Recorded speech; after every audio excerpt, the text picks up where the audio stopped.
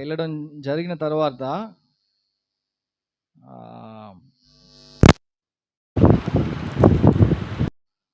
ఒక మాట నాకు గుర్తొచ్చింది. నన్ను గణపరిచే వారిని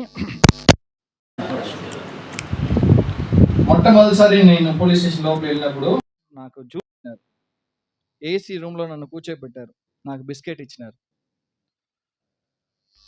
దాన్ని ఇప్పుడు తలంచుకున్నా కూడా నాకు ఒక రీతిగా ఉంటుంది. దేవుడు అంటే కన్వర్షన్ బిల్లు ఉన్న ఆ స్టేట్గా మమ్మల్ని తీసుకెళ్ళి, ఎవరు మమ్మల్ని కేసు పెడతారో వాళ్ళ దగ్గర నన్ను తీసుకెళ్ళి మమ్మల్ని కూర్చోబెట్టి ఈక్వల్గా కూర్చోబెట్టి మాట్లాడడం స్టార్ట్ అయింది. ఆయనకు యేసుప్రభుని గురించి స్టార్ట్ చేసినారు. అన్న చెప్పారు ఇంగ్లీష్లో మాట్లాడవచ్చు, తమ్ముడు మాట్లాడతారన్నారు. మేము ఐపీఎస్ ఆఫీసర్ ఇద్దరం కూడా మాట్లాడిన తర్వాత బైబిల్ ఇచ్చిన. ఆ బైబిల్ని తీసుకున్నారు. ఫోటో తీయవచ్చు అంటే వద్దన్నారు. తర్వాత ఇన్స్పెక్టర్ బైబిల్ ఇచ్చిన. బయటకు వచ్చిన తర్వాత 13 స్టేషన్లో 10 స్టేషన్లో ఆ రోజు అంటే 2 రోజులు కలిపి కంప్లీట్ చేసిన. ఒక ఆశ్చర్యమైన విషయం ఏంటంటే, ఒక ఇన్స్పెక్టర్కు వెళ్ళి ఇచ్చినప్పుడు ఆ క్యాప్ ఇలాగ తీసుకొని షూ తీసేసి ఇట్లా వంగరిగా ఇట్లా బైబిల్ పెట్టుకున్నారు.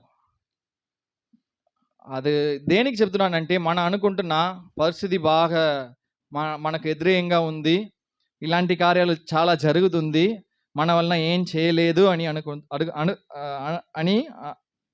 అనుకుంటున్నా. కానీ దేవుడు మన కొరకు ఉంటే, మన పక్షంగా ఉంటే, ఎక్కడైనా వెళ్ళి ఏ ప్రదేశంలో వెళ్ళి మనం సువార్త చెప్పవచ్చా లేదా?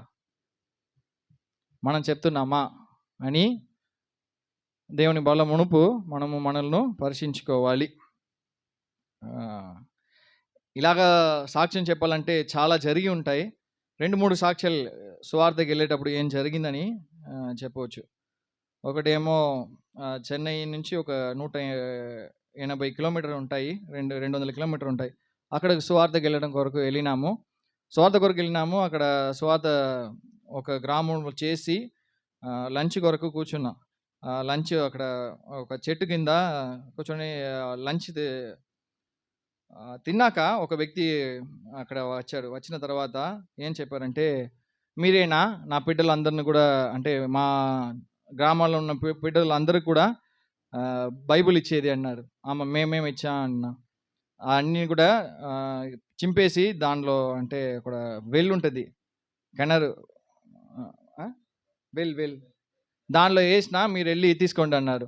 ఇంకొకసారి నా గ్రామంలో వస్తే అంతే.